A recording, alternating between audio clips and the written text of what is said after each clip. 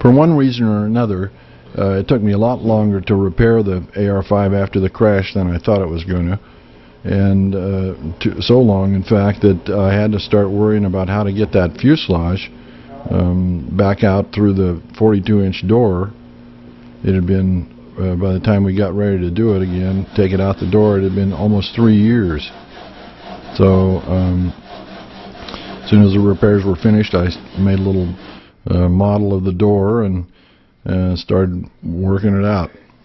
Down low, over. Up high, down low. Okay, so we got to get the thing through there and then push it up.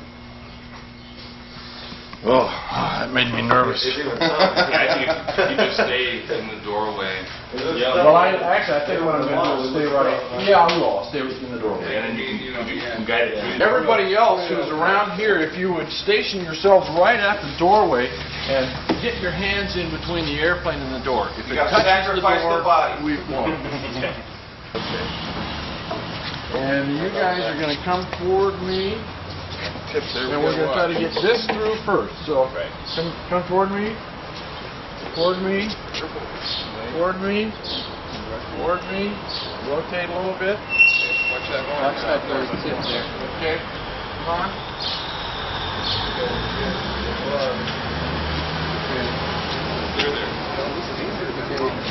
Bottom. Okay, down. Roll.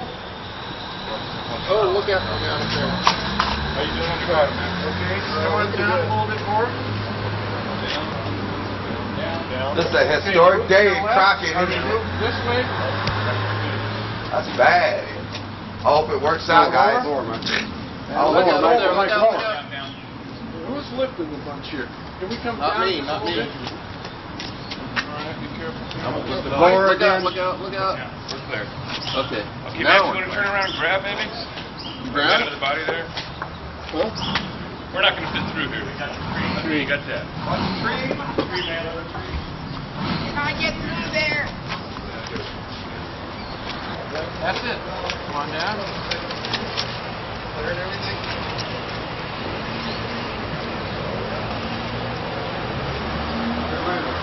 Hey, unbelievable. Oh, that's so easy. I can't believe it. Well, actually, I'm going to be done here in just a second. You guys got a future in this business. Oh, it's incredible. We'll get a little test right here. Okay? 1, 2, 3. He's giving a small one there.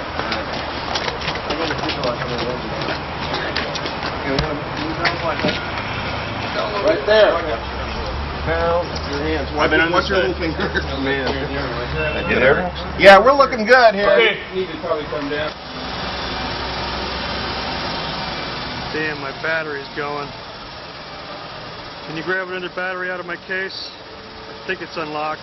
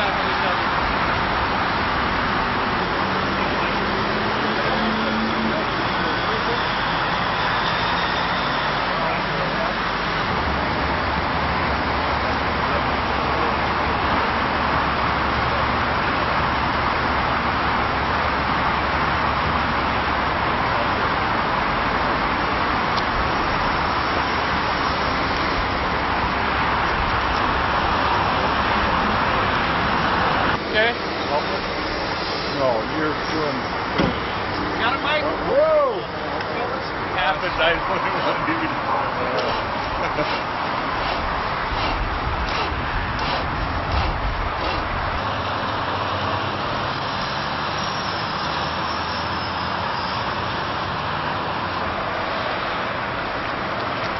Well, I'm glad we didn't have to take it to the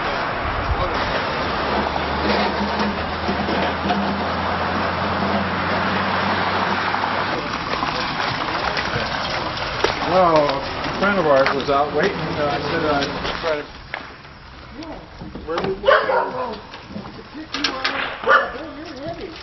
where people get the job.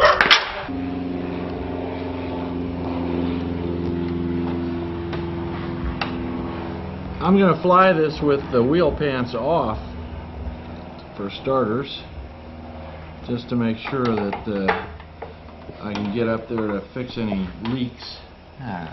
Good.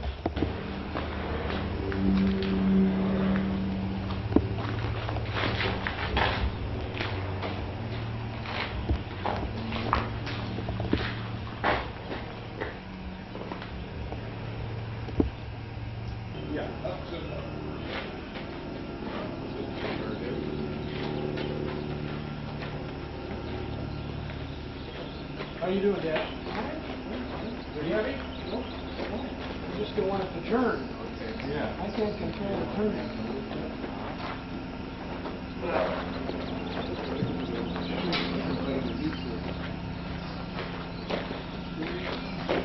Whoa! What just barely flew. It's clear. It's clear.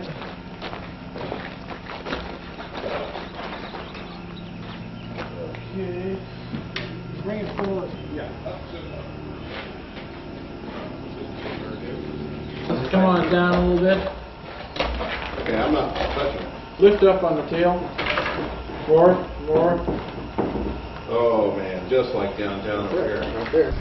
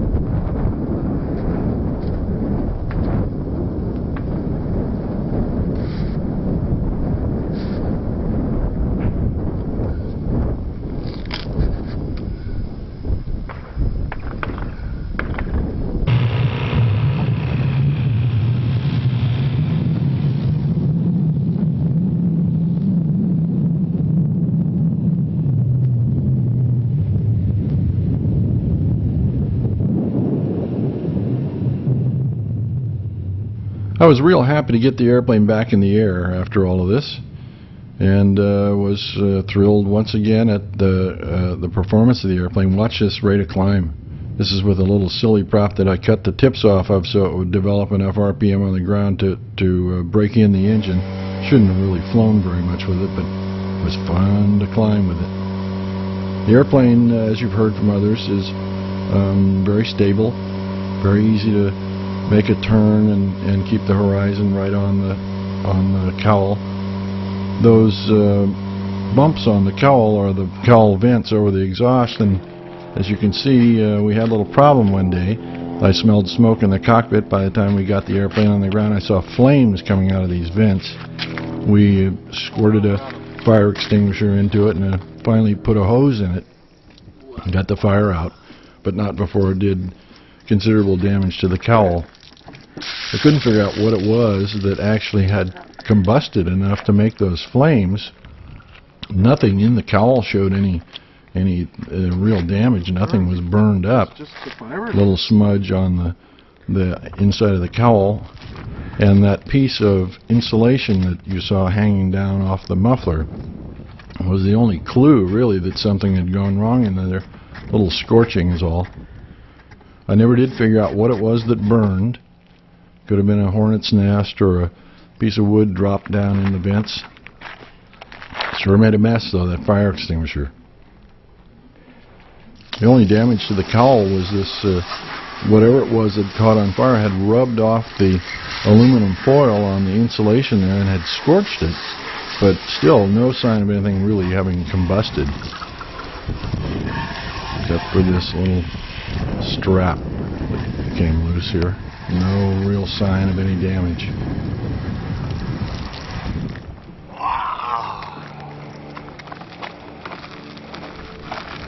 Because the damage was strictly cosmetic, it wasn't a real long time to repair the airplane. Once the cowl was repaired, we decided it was time to take some pictures.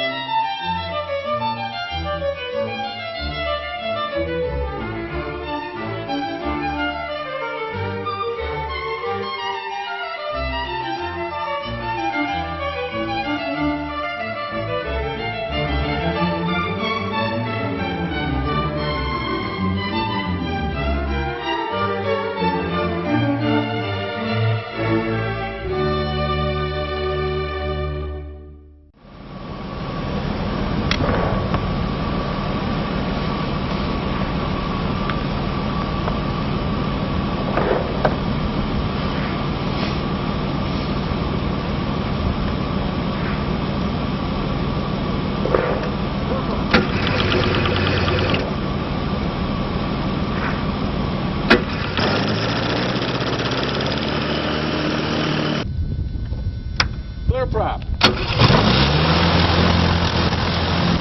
Clear prop.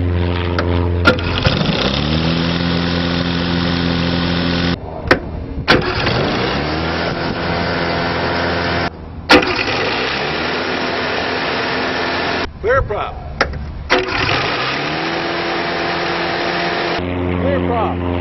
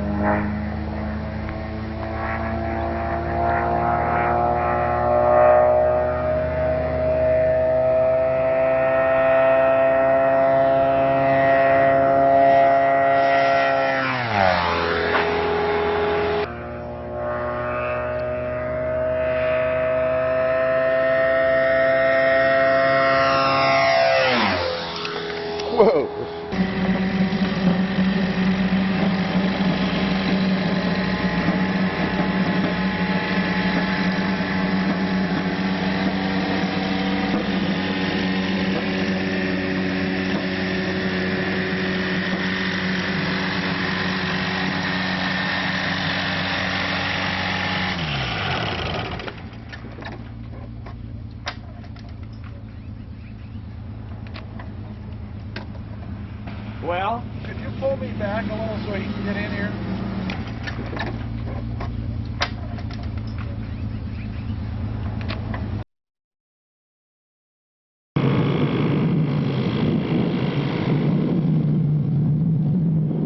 When I first got the airplane flying again, I did some experiments with the ratio between the stick and the elevator. What I was trying to do is reduce the pitch sensitivity of the airplane. All these small airplanes are a little pitch sensitive by making the stick move farther for a given amount of elevator travel. It made sense that that would make it less sensitive. What I discovered, however, was that other things were at work. Watch this landing. What I had actually done by increasing the stick travel was increase the amount of leverage I had over the elevators, and it made them so light that I didn't have any feel. Look at the thing flopping around here. It took me that long to finally give up this landing. I finally did get it back on the ground, but I learned a powerful lesson that stick force, increasing stick force, is the way to reduce sensitivity, not increasing stick travel. As soon as I finally did get it back on the ground, I adjusted it the opposite direction, increasing the stick force but reducing the stick travel, and the airplane landed so sweetly.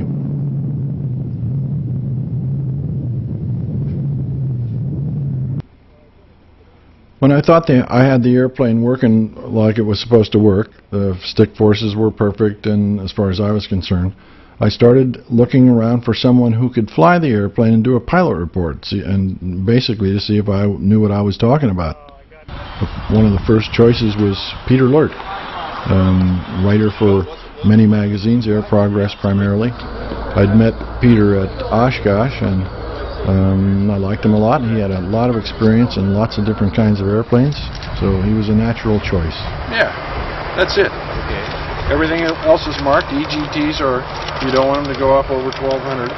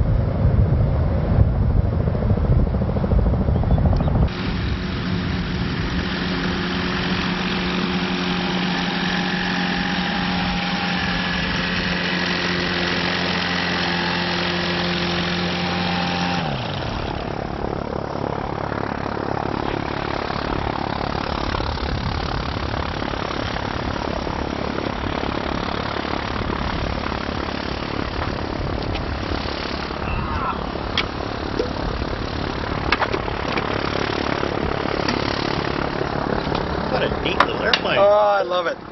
I love it. Well, in general, what do you think?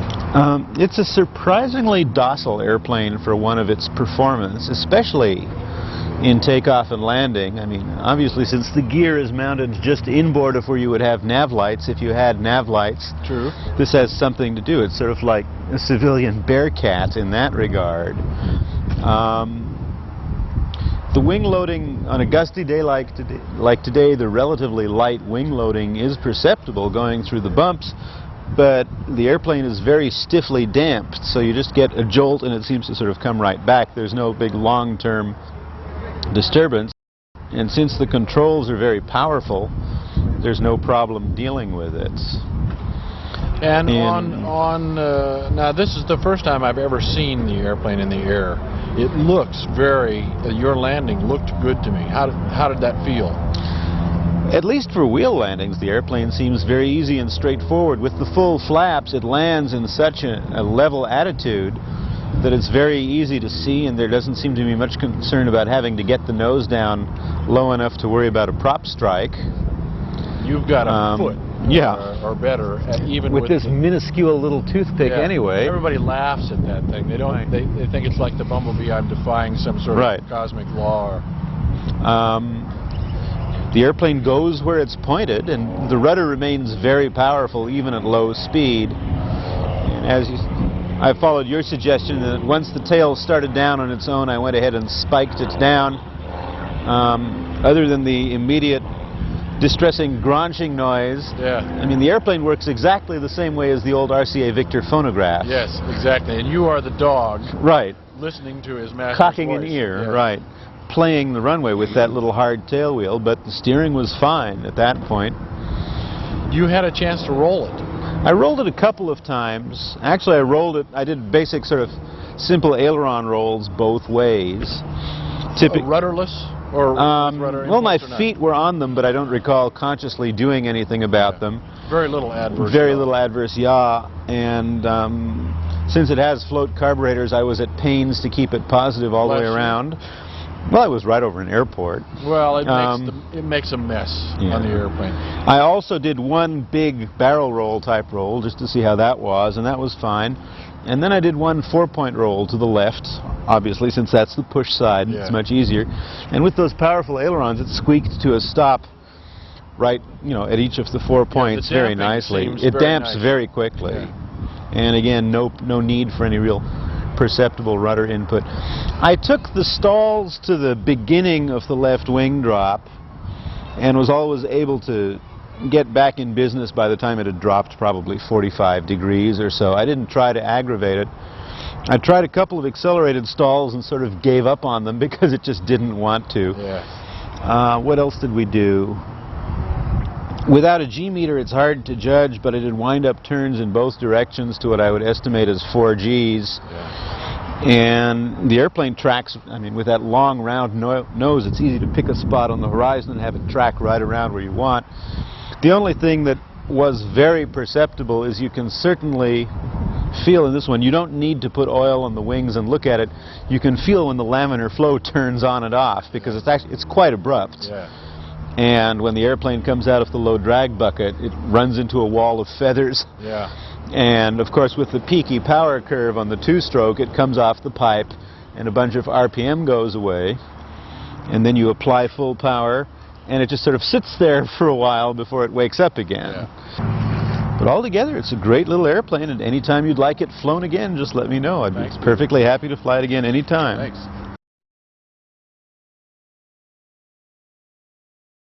The back of your toes will touch the tank. That's what okay. Shall we try this? Let's put that up a little bit. Okay, let's see what happens there. How's that? Becoming very popular again. Plans built. Okay, put them on. Oh A yeah. friend of mine is putting a kit out now. Okay. Brakes.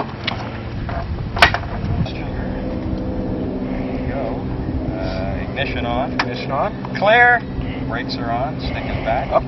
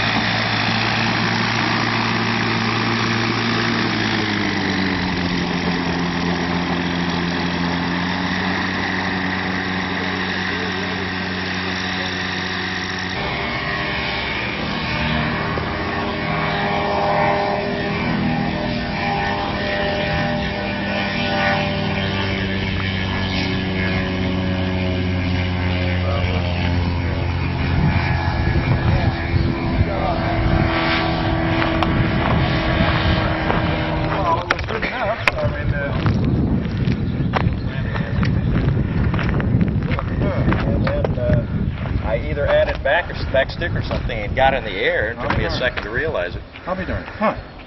So I sure hope you didn't have those landings on the No, video. nobody took any pictures of any landings. No landing pictures. As a matter of fact, I didn't realize you were in the pattern until I heard you. I was listening, and then all of a sudden I realized it's an absolute delight. Let's see if it's all in the same number of pieces it was. Oh, I'm sure it is. You can't hurt it. It's rugged. This is a rugged airplane. Oh, I'm so glad to see you all in one piece and smiling. Yes, I'm sure you are. Of course I'm smiling. Wonderful. I did a couple of rolls, one each way. Did you? Yep. It rolls pretty quick. It sure does. And I checked the stick-free phugoid mode. There actually is one. Oh, you did. Oh, then your weight is perfect because if it's trimmed a little bit, I have to hold a little forward pressure, but I guess you don't. I don't. It was hands stick-free at about 120 knots at 5,500 RPM, which is perfect. Just set up for you. And I tried the stick-free phugoid thing, and the cycle seems to be about 40 seconds. It was still enough that I could determine that. Yeah. Everything is still there. It's fine. Good. It's an absolute delight. Let's go eat something. Okay, good. We're all starving. A few airplanes that really got my attention, and usually it had to do with control harmony and control feel. And the first one that really did is the Sequoia Falco.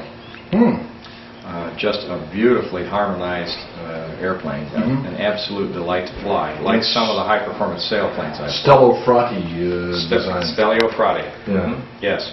And I flew Carl Hansen's. He lived up in this area. He died a few years ago. He and his son built the airplane. His son is a physician who I think did all the electrical. Anyway, to get to the point here, your airplane feels very much like Stelio Frati's Falco. And the other thing that I always do on these flights that I make, the evaluation, the test flights, I don't get paid to test pilot, but anyway, I put the airplane in a 45-degree bank, and just by saying 1001, 1002, estimate the number of seconds to get to the opposite 45, including the start of the acceleration of the roll. And I did it both ways with your airplane, and it's under 1 second. That was at 120 knots. What I determined from my own testing is that if I do an aileron roll, I can get from straight and level, all the way through 360-degree roll back to straight and level in 2.65 seconds. Okay. Well, normally I don't do rolls in other people's airplanes. Never do if somebody else is aboard unless it's rated for aerobatics or designed for it and we're both wearing chutes. In this case, it was both legal and sensible, I thought, to try a roll both directions. And I didn't time the roll because I don't have a basis of comparison and I don't do it much. But I do that 45 to 45 thing, and I said, wow, twice. Oh, good. So 1 second right. compares favorably. Oh, yes. They're very, very few aircraft I've flown, and I'm probably up to close to 200 aircraft flown now where it comes anywhere near a second. Huh.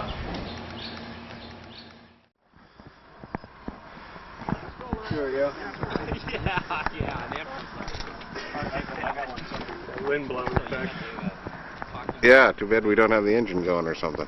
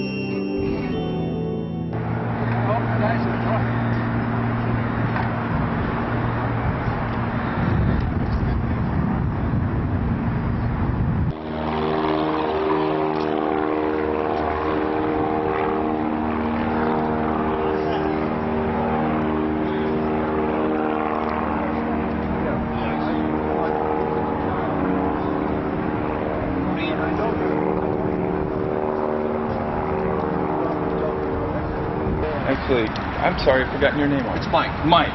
Mike, I'm going to have you on this side of Mr. Pillar. Okay. That way I'll get the bubble in and you guys.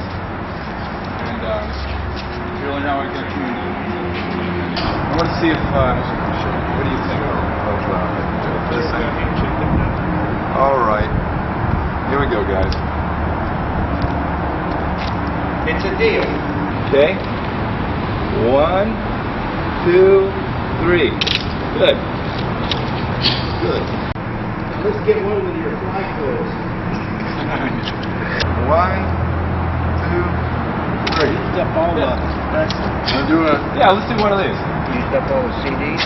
1, All the 2, 3. Good. Not a blink in the crowd. I want to see if, what do you think of this thing?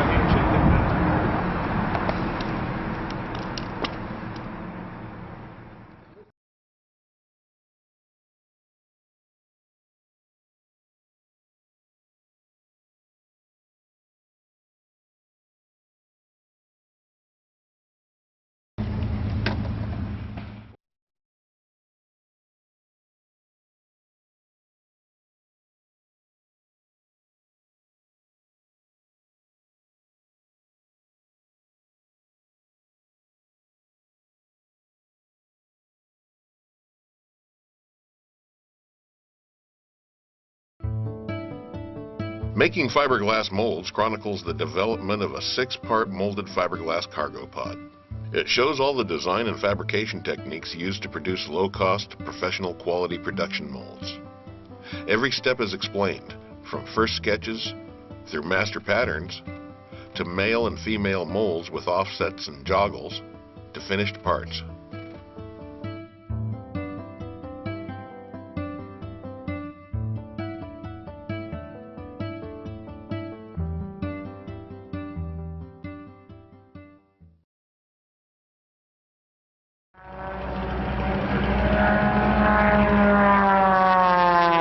In an old church, armed only with a kitchen knife, a crosscut saw, and some sandpaper, Mike creates the master patterns for a state-of-the-art Formula One air racer.